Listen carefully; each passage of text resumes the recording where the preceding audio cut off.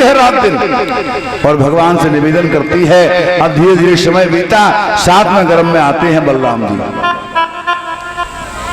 त्रेता में जब आए थे तो लक्ष्मण बन करके आए थे, ये प्रमाण मिलता है। त्रेता में शेष नाग जी लक्ष्मण बन करके आए थे। अब द्वापर में जब आए तो बड़े बन करके आए बलराम जी। अरे त्रेता में छोटे बन करके आए, द्वापर में भी छोटे बन करके आना चाहिए था, लेकिन नहीं, द्वापर में बड़े बन करके आते हैं। जानते हो क्यों? प्रमाण मिलता है रामचरितमानस में, थोड़ा ध्यान से सुनना। जिस समय लक्ष्मण भैया ने मेघनाथ का वध कर दिया, मेघनाथ का, तो राम जी ने पूछा लखन लाल से, लखन भैया हमने सुना कि तुमने मेघनाथ को मार दिया। लक्ष्मण जी ने कहा हाँ भैया मार तो दिया है। कहीं हमें विश्वास नहीं होता। लक्ष्मण जी ने कहा मेरी शक्ति पर भरोसा नहीं है आपको। राम जी ने कहा भरोसा तो पूरा है, पर विश्वास नहीं होता कि आप मेघनाथ को मार पाए हो। क्या भरोसा क्यों नहीं होता? बोले इसलिए कि मेघनाथ को मारने में कुछ शर्तें लगी हुई हैं। क्या शर्तें हैं? बोले शर्त ये है मेघनाथ को वही मार सकता है जिसने 14 वर्ष तक नारी का, नींद का और भोजन का परित्याग किया हो। उसके बाद 4 अवसान ऐसे आए हो जिसमें उसने पानी भी न पिया हो 14 वर्ष में, वो मार पाएगा। तो लक्ष्मण जी ने कहा क्या हमारी तपस्या पर कोई दिक्कत है आपको? शंका पैदा हो रही है? बोले हाँ भैया यही तो बात है, मुझे पता है कि आपने नारी का परित्याग किया, ये हमें मालूम है। 14 वर्ष तक उर्मिला हाथ में पानी लिए खड़ी रही, लेकिन आप पानी पीने के लिए आपने पीछे मुड़कर नहीं देखा। जवानी में पत्नी का त्याग करना बड़ा कठिन होता है, और आपने उर्मिला जैसी सुंदर पत्नी का परित्याग कर दिया। ये मुझे मालूम है कि आप ब्रह्मचर्य का पालन किया आपने। दूसरा नींद का परित्याग है, ये भी हमें पता है कि हम जब सोते थे तो आप धनुष बाण लेकर के हमारी रक्षा के लिए रात में पहरा देते थे। आपने 14 वर्ष के लिए नींद का परित्याग किया, ये मुझे मालूम है। आपने 14 वर्ष तक अन्न का परित्याग किया, ये भी मुझे पता है, क्योंकि हमारे साथ आपने कंद मूल फल खा करके जीव समय व्यतीत किया है, तो मुझे पता है कि आपने भोजन का परित्याग किया। लेकिन वो 4 निराहार व्रत आपने कब कर लिए जिनमें पानी भी न पिया हो? शंका यहां पैदा होती है मुझे। बताओ लक्ष्मण आपने कब व्रत किए? लक्ष्मण बोले भैया आप भूल रहे हो, ये व्रत मैंने अकेले नहीं किए, ये व्रत आपने भी किए हैं, और ये व्रत हमारी भाभी जी ने भी किए। कहे हमने किए? बोले हाँ। कहे कब? लक्ष्मण जी बोले थोड़ा याद करो। राम जी बोले हमें तो याद नहीं आता, आप बताइए। लक्ष्मण जी ने कहा तो याद करो, जिस दिन हमें आपको वनवास हुआ था, मैया ने क्या कहा था कैकेयी ने? प्रात हो तो मुनि वेश धर और जो न राम बन जाए। प्रातः काल होते ही अगर राम वन में न गया तो मोर मरण राव रहे न समझिए मन माए। तो बता भैया दोपहरिया में बन के ले चले थे? बोले नहीं नहीं प्रातः काल होते ही चल दिए थे। तो बोले नाश्ता पानी करके चले थे कि ऐसे ही?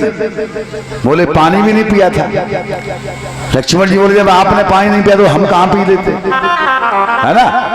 आपने भी वो व्रत पूरे दिन व्रत हो गया था, पूरे दिन चलते रहे हम। प्रथम मास तमसा भयऊ, दिन भर चलते रहे और शाम को तमसा नदी के किनारे आकर के निवास किया। बताओ इतने में किसी आपने, मैंने, माँ जानकी ने, सुमंत जी ने या पूरी अयोध्या ने पानी पिया था?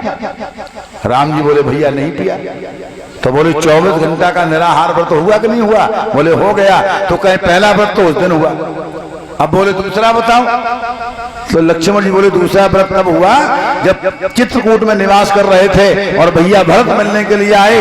पता चला कि पिता का देहावसान हो गया। तो ईमानदारी से बताना सब रोते रहे थे। बोले हाँ किसी ने भोजन किया था?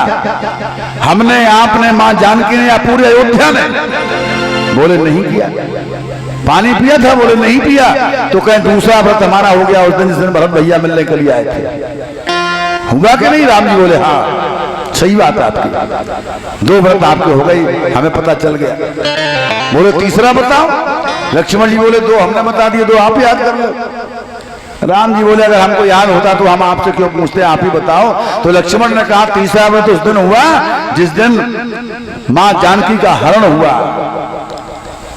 है ना, सुबह का टाइम तो था, आप मृग मारने के लिए गए, मुझसे कहा रक्षा करिए, और फिर आपने आवाज लगाई तो हम भी आपके पीछे चले गए। रावण सीता साधु का भेष बना करके आया और मां जानकी का हरण कर ले गया। अब ईमानदारी से भैया बताना, आपने भोजन किया था? बोले नहीं किया। आप तो रोते थे, हे खगमृग हे मधुकर श्रेणी, आप मां जानकी के वियोग में भटक रहे थे, मैं आपके पीछे पीछे धनुष मान लिए रक्षा करने के लिए चल रहा था। जब आपने भोजन पानी नहीं किया तो हम कहां से कर लेते? हमारा व्रत उस दिन तीसरा हो गया। राम जी ने कहा धन्य है भैया लखन। चौथा व्रत कब हुआ? बोले चौथा तो अभी समय भी नहीं बीता ज्यादा। कब? जब मेघनाथ ने वीर घातनी शक्ति बाड़ी, है ना। तो ईमानदारी की बताना भैया, तुमने खाना खाया था उस दिन? राम जी बोले जिसका भाई मरणासन पड़ा हो वो भोजन कर सकता है, मैंने भैया पानी भी नहीं पिया।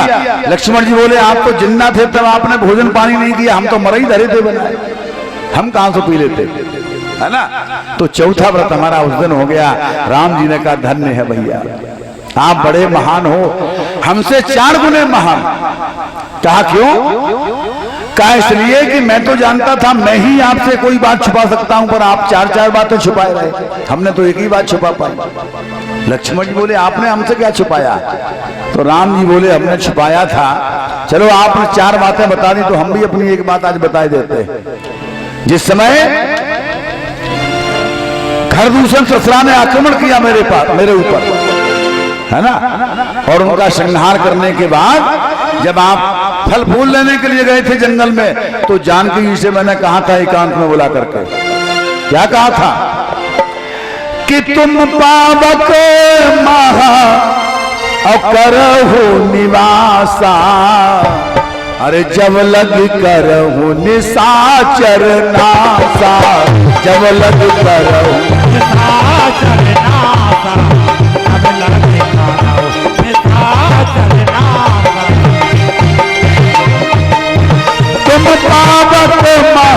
तुम पावक महा करहु निवासा, जब लग करहु निशाचर नासा, जब लग करहु।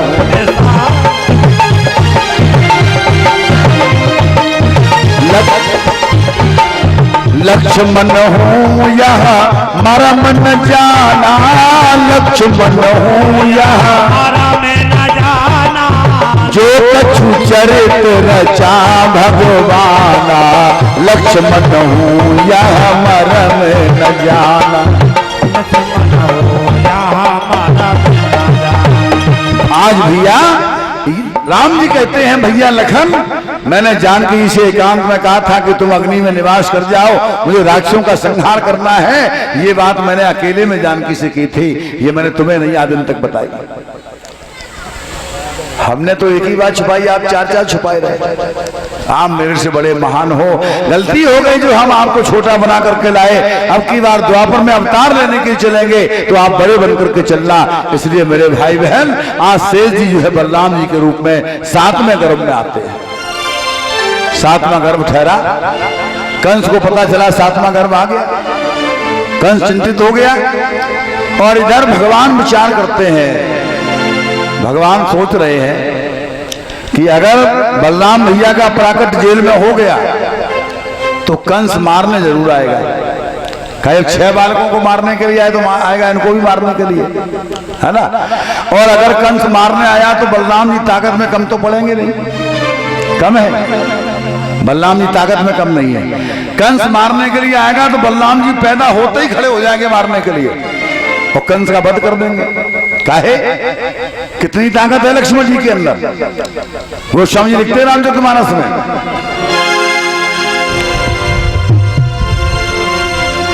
गोस्वामी जी ने करधाली में लिखा लक्ष्मण जी के विषय में कि जग में असुर निशाचर जेते, निशाचर जेते,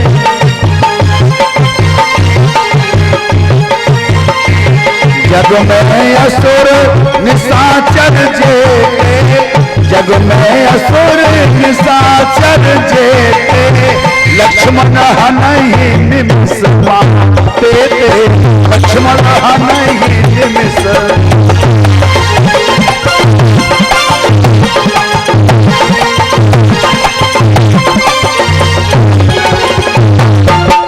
इतनी ताकत है बलराम जी के अंदर कि जैसे पलक झपकता है,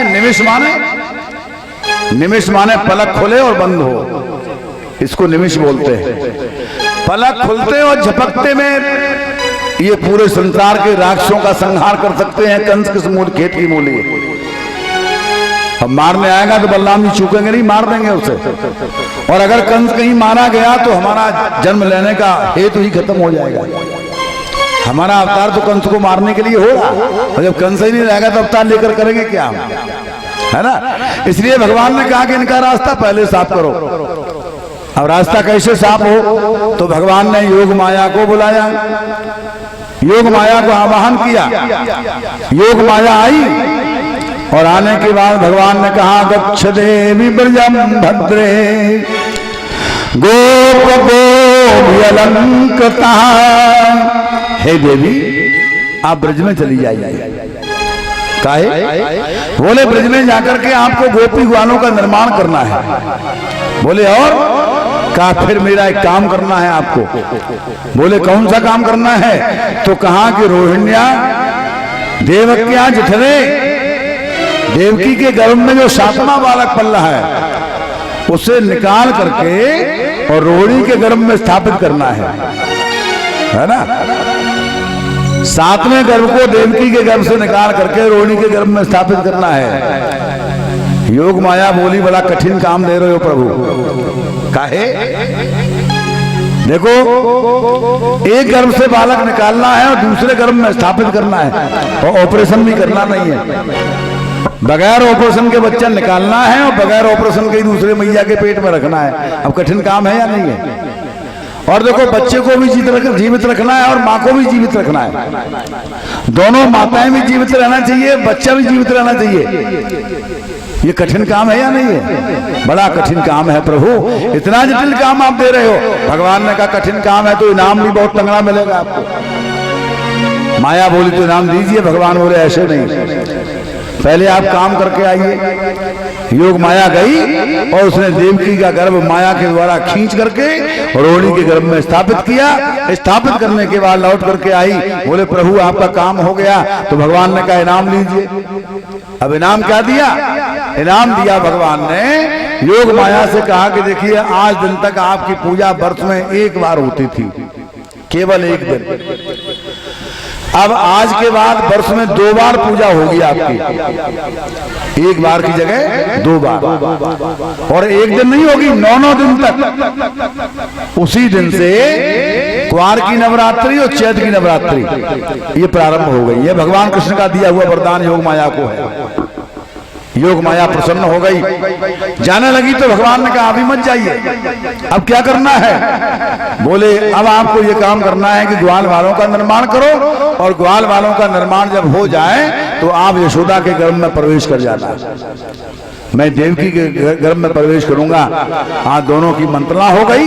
बातचीत होने के बाद योग माया विदा हुई। उसने जो है ग्वाल वालों की रचना करना शुरू कर दिया।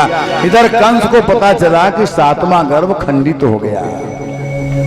कंस बड़ा खुश है, ठेके खुलवा दिए उसने राक्षसों के लिए, खूब पियो कस कस के, है पियो और झूमो। राक्षस बोले क्या हुआ? कंस बोलो आज हमारा बैरी समाप्त हो गया।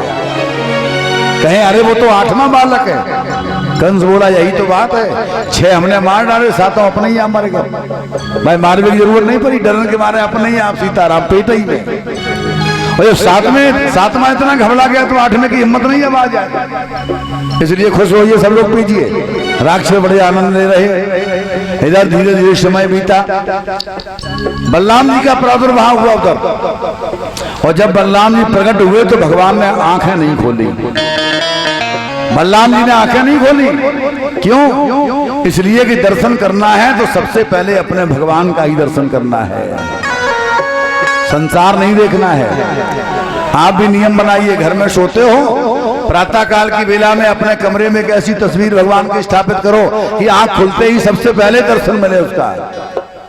लोग गीत गाते हैं कि घर के सामने एक मंदिर बन जाए, है ना। तो मंदिर बनाने की जरूरत नहीं है, मंदिर कमरे को ही बना लीजिए। भगवान की फोटो लगा लो, जैसे ही आप जागो सबसे पहले दृष्टि भगवान के ऊपर जाए, और जब सबसे पहले भगवान के ऊपर दृष्टि जाएगी तो आपका मन भक्ति में लगेगा कि नहीं लगेगा? जरूर लगेगा। कथा सुनते हो तो थोड़ा प्रयास भी करना सीखिएगा।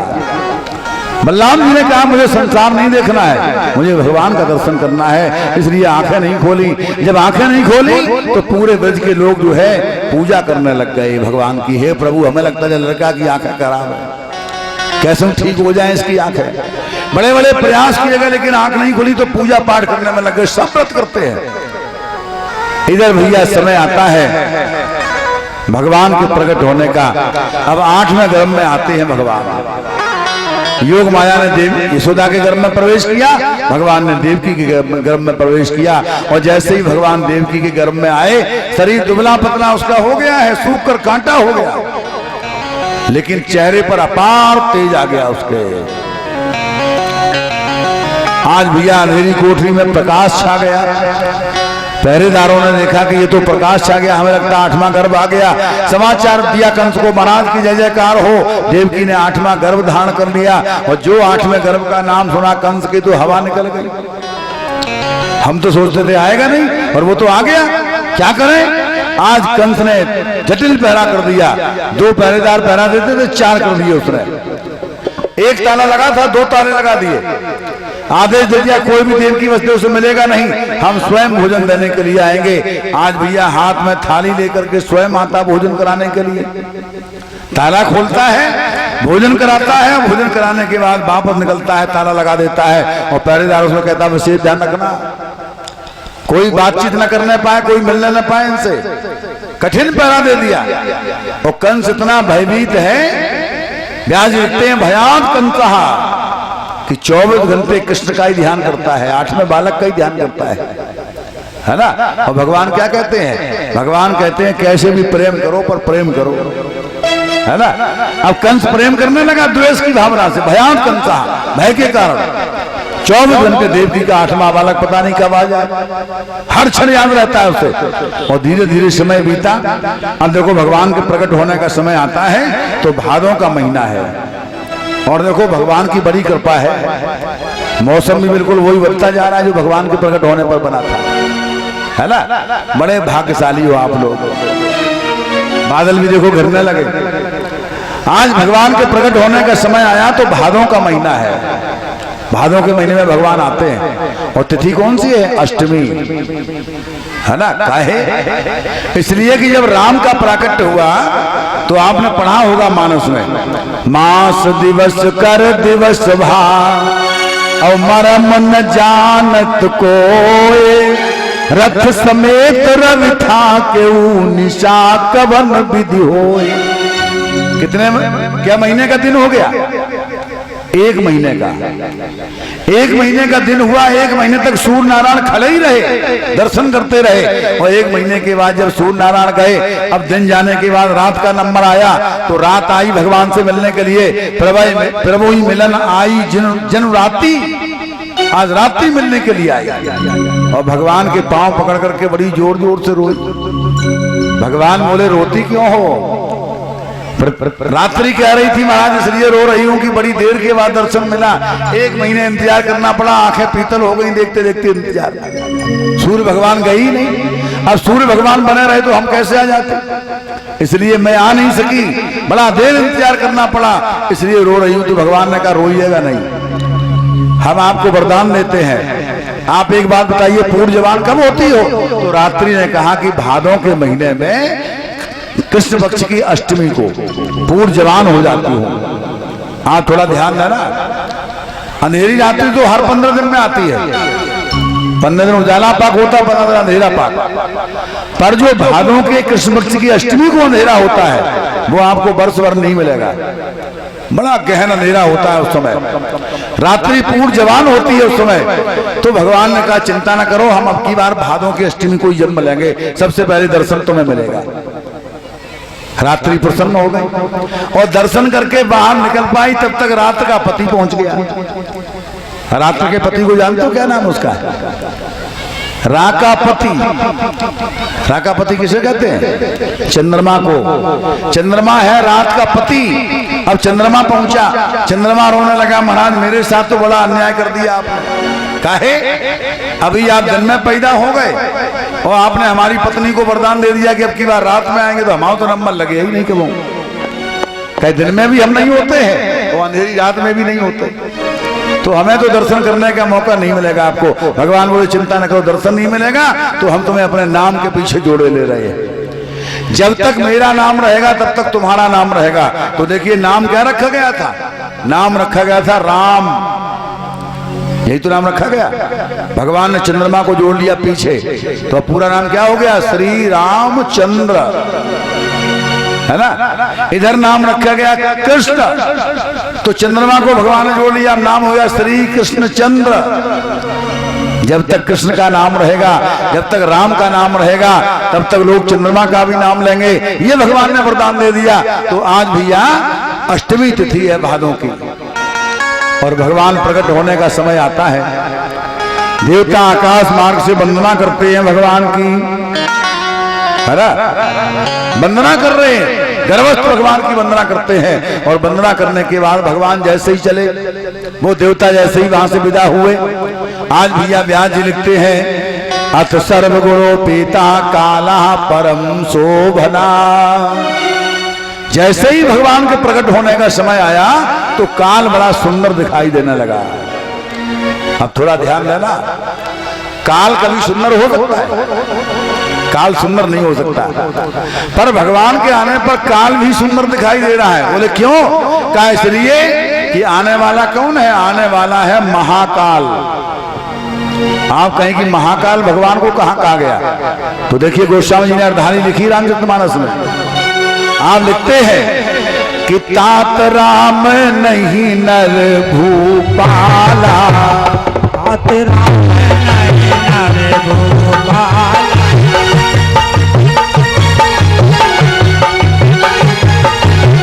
तात राम नहीं नर भूपाला, तात राम नहीं नर भूपाला, परमेश्वर कालहु कर काला, परमेश्वर कालहु कर काला, परमेश्वर कालहु कर काला।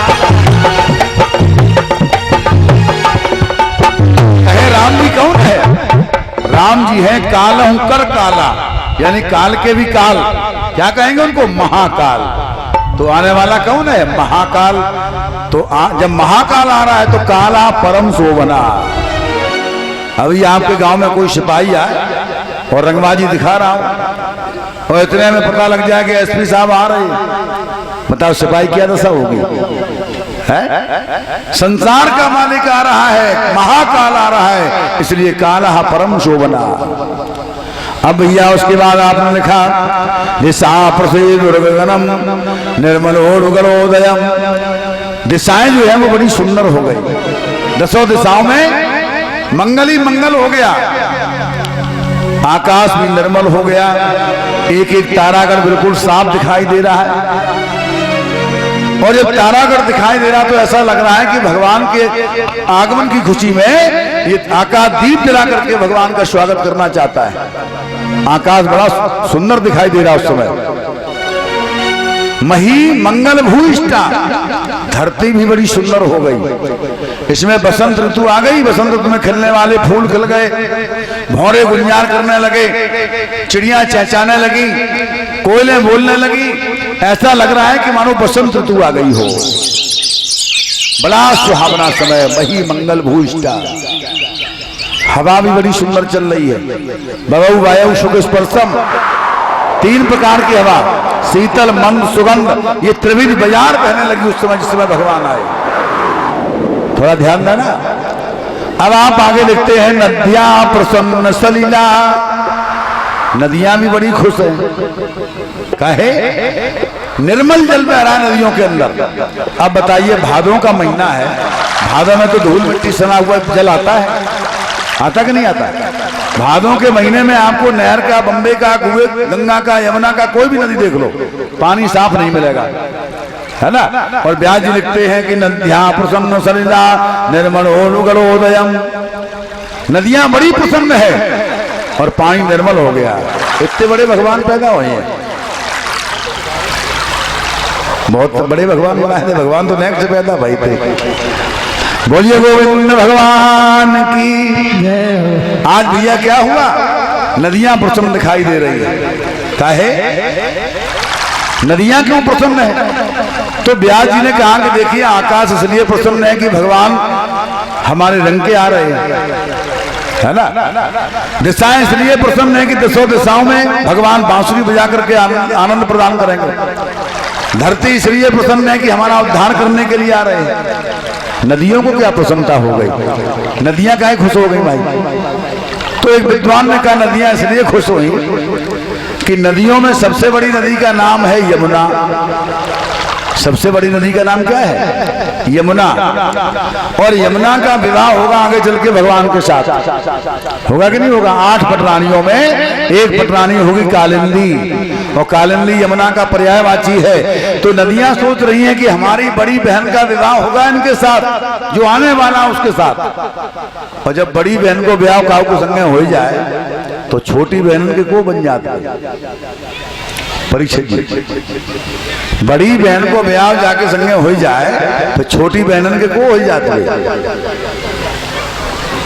समझ ले, ऐसा रिश्ता ही है, जिनके आगे जी जिनके पीछे जी है। हाँ बाको नाम चीज जिंदा रह जा तो हम न जाने।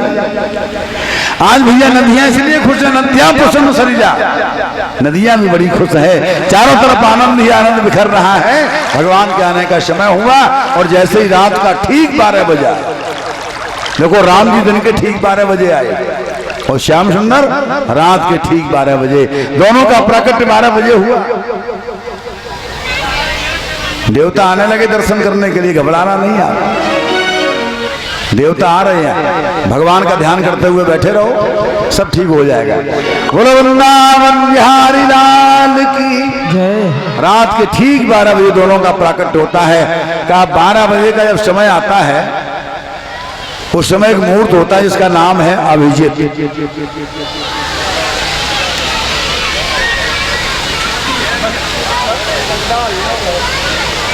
पंडाल नहीं उड़े, बंदी कसकर चारों तरफ निकल गई। देखो दूरा वो सामने कितनी जोरदारी दिखाई दे रही है। हाँ हाँ